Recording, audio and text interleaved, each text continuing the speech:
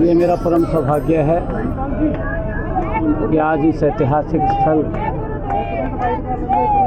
देवी माँ का ये शक्तिपीठ स्थल है, जिस पवित्र स्थल पर हर रोज हजारों की संख्या में लोग शीश नवाने के लिए आते हैं। आज मेरा और भी परम सौभाग्य है कि आज गुरु महाराज जी, उनका सानिध्य, उनका आशीर्वाद मुझे मिला है और आज इस पवित्र स्थल जो देवी माता का तालाब है, इसकी सेवा का कार्य भी आरंभ हो रहा है। इस सेवा के कार्य में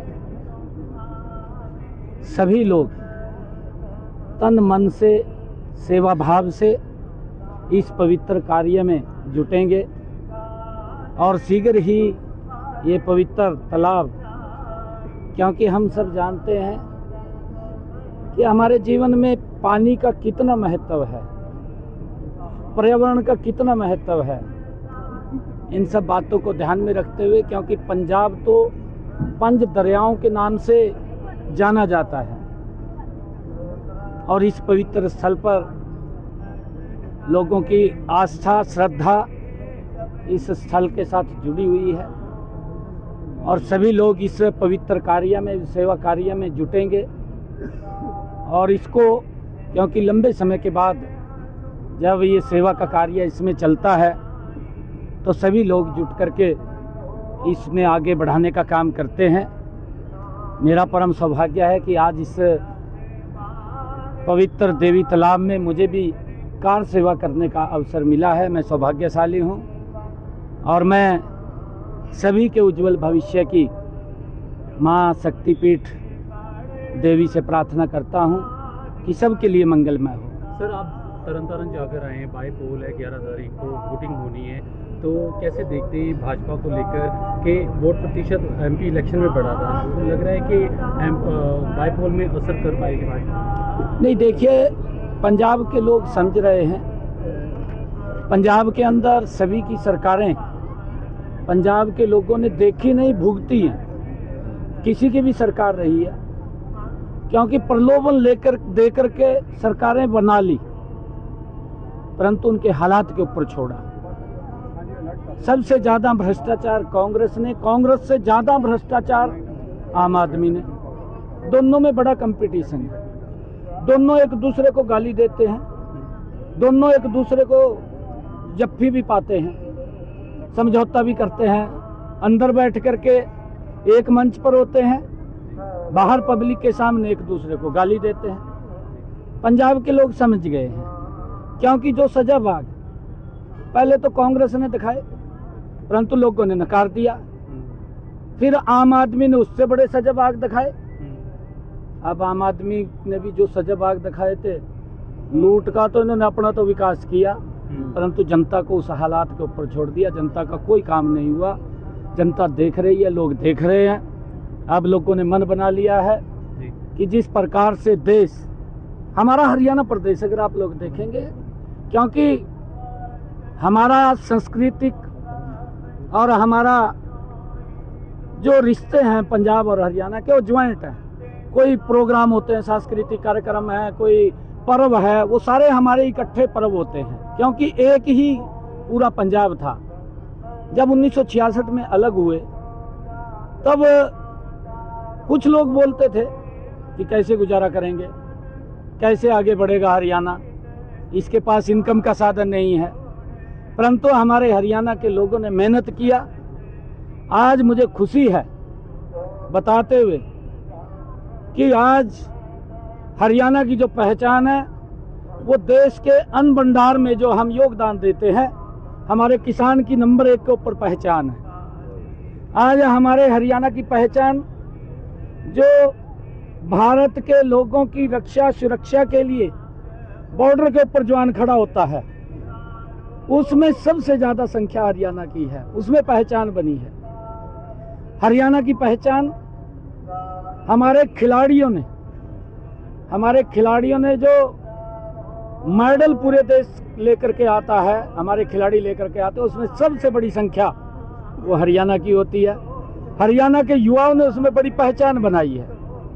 आज इंडस्ट्री के अंदर हरियाणा ने एक बड़ी पहचान बनाई है। आज पर कैपिटा इनकम में हरियाणा चौथे देश के अंदर चौथे स्थान के ऊपर है। गति से हरियाणा आगे बढ़ा है।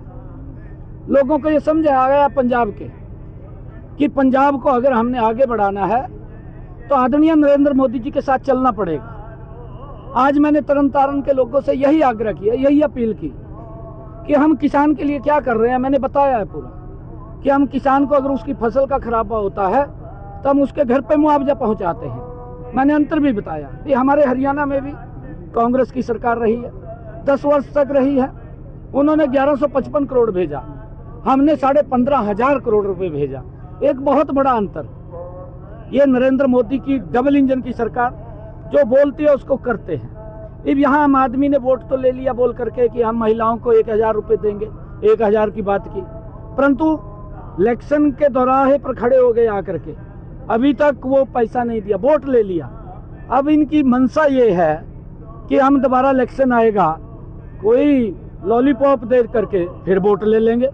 परंतु अब पंजाब के लोग समझ चुके हैं, क्योंकि अगर हरियाणा की तरफ देखें, हमने महिलाओं को कहा था कि हम 2100 रुपये देंगे। मैंने पहले ही बजट में 5,000 करोड़ रुपए का प्रावधान किया।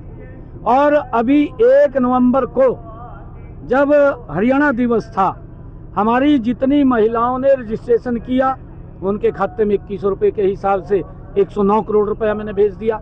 अभी और रजिस्ट्रेशन चल रहा है। जो जो महिलाएं रजिस्ट्रेशन करेंगी उनके खाते में हर महीने पैसा जाएगा। हमने जो बातें कही उस बात को पूरा किया है। हमने हरियाणा के अंदर अपने किसान की, देश का पहला ऐसा राज्य है जो अपने किसान की 100% फसल एमएसपी पर खरीद रहा है। मैंने तो मान साहब को कहा था, मैंने कहा था कि आप किसानों को बरगला तो रहे हैं, परंतु आप इनकी एमएसपी पर फसल खरीदिए। आप क्यों नहीं खरीदते?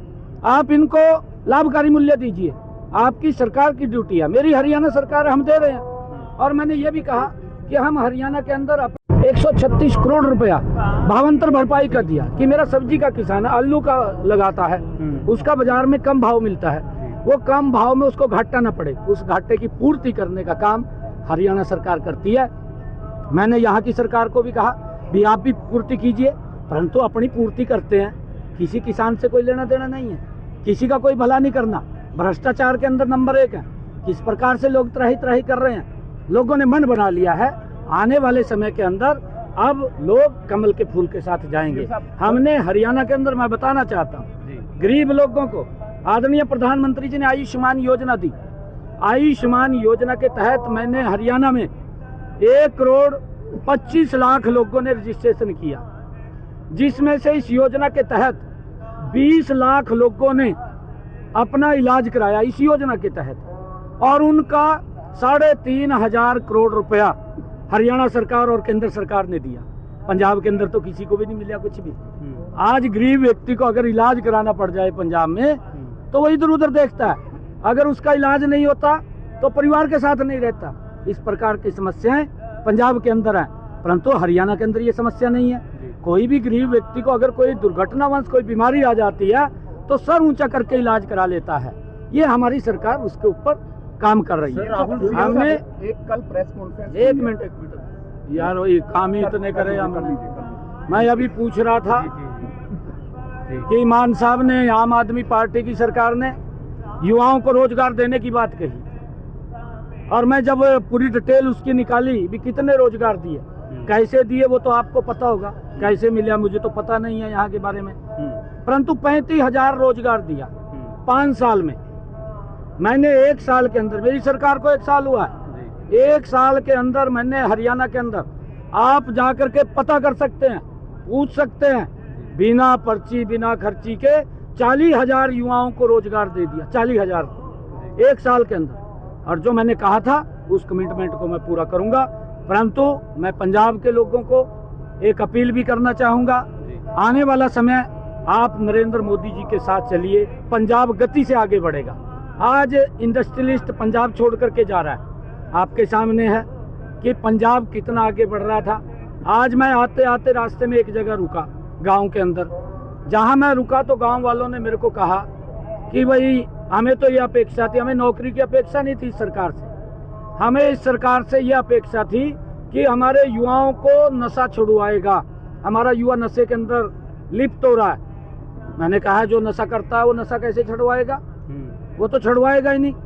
इब केजरीवाल भी है, इब शाम को दोनों भाई बैठ जा, मान साहब भी बैठ जा और केजरीवाल भी बैठ जा। तो युवाओं की थोड़ी ध्यान है, तो दोनों फिर युवाओं की ध्यान नहीं है। मैंने कहा है कि आप मोदी जी को सपोर्ट कीजिए, हम सख्ताई से इस नशे को खत्म करने का काम हमारी सरकार करेगी। हम हरियाणा में कर रहे हैं। मैं हर महीने एक बड़ा कार्यक्रम युवाओं के बीच में जाकर के करता हूँ, हर महीने युवाओं से बात करता हूँ। हमने पुलिस को भी ये हिदायत दे रखी है कि अगर कहीं पर किसी भी थाने के टेरिटरी के अंदर अगर किसी व्यक्ति ने मेरे को आकर के शिकायत कर दी कि मेरे यहाँ नशा बिक रहा है, तो वो जिम्मेवारी उस एसएचओ की है। हमने कहा हम उसको हम सम्मानित भी करते हैं एसएचओ को जो अच्छा काम करता है, और अगर कोई अच्छा काम नहीं करता तो उसके खिलाफ कार्रवाई भी होती है। हम बना करके सिस्टम पूरा चल रहा है। परंतु पंजाब के लोगों से आग्रह करूंगा, तरन तारण के लोगों को भी मैंने कहा है कि ये चुनाव दिशा तय करने वाला चुनाव है। ये चुनाव पंजाब किस दिशा में आगे बढ़े, विकास की दिशा में बढ़े, उस दिशा को तय करने वाला चुनाव है। ये चुनाव इतना महत्वपूर्ण है, आने वाले समय के अंदर लोग क्या चाहते हैं उस दिशा में चलने का चुनाव है। मैंने तरन तारण के लोगों को कहा कि आप कमल के फूल को वोट दीजिए, बाकी के काम मोदी जी को ऊपर छोड़ दीजिए, सब काम करेंगे। अच्छा, सीएम साहब राहुल गांधी ने प्रेस कॉन्फ्रेंस की है, बार बार राहुल गांधी जो है वो बीजेपी के ऊपर वोट चोरी के एलिगेशन लगा रहे हैं। वो कह रहे हैं पहले मामला जो है वो चोरी हुई है इलेक्शन में, वो हरियाणा पे एक मॉडल है ब्राजील की, 22 बार उसने वोटिंग की है। देखिए, राहुल गांधी के पास कोई मुद्दा नहीं है, फ्रस्ट्रेशन में है राहुल गांधी। मैं आज पंजाब के इस पवित्र भूमि देवी माता के चरणों में खड़ा हूं। मैं आज पूरे विश्वास के साथ कह रहा हूं, अब तो राहुल गांधी के पास जब मुद्दा नहीं है, वोट चोरी का आरोप लगा रहा है। कभी वो बोलता है कि ईवीएम खराब है, ईवीएम को गाली देते हैं, कभी वो चुनाव आयोग को दोषी ठहराते हैं, कभी वो पवित्र संविधान जो डॉक्टर भीमराव अंबेडकर जी ने दिया है उस पवित्र संविधान की बुक उठा करके उसको अपमानित करने का काम राहुल गांधी करता है। मंच के ऊपर घूमता है और अब बोलता है वोट चोरी हो गए। राहुल गांधी अगली बार कहेगा, मैं आज इस देवी माँ पवित्र स्थल पे खड़ा हूँ, राहुल गांधी अगली बार बोलेगा कि मोदी ने कांग्रेस चोरी कर ली है। ये कहने वाला है, ये इसके ऊपर अभियान चलने वाला है इनका कि मोदी ने कांग्रेस चोरी कर लिया। परंतु कांग्रेस के बारे में महात्मा गांधी जी ने कहा था जब भारत आजाद हुआ था कि कांग्रेस को खत्म कर देना चाहिए, कांग्रेस को आगे नहीं चलना चाहिए। परंतु इन्होंने अपने लाभ के लिए, अपनी स्वार्थ पूर्ति के लिए इन्होंने कांग्रेस का नाम से लाभ लिया है। गांधी परिवार ने लाभ लिया है। ना विजन है, ना नीति है, ना नीयत है, ना नेतृत्व है।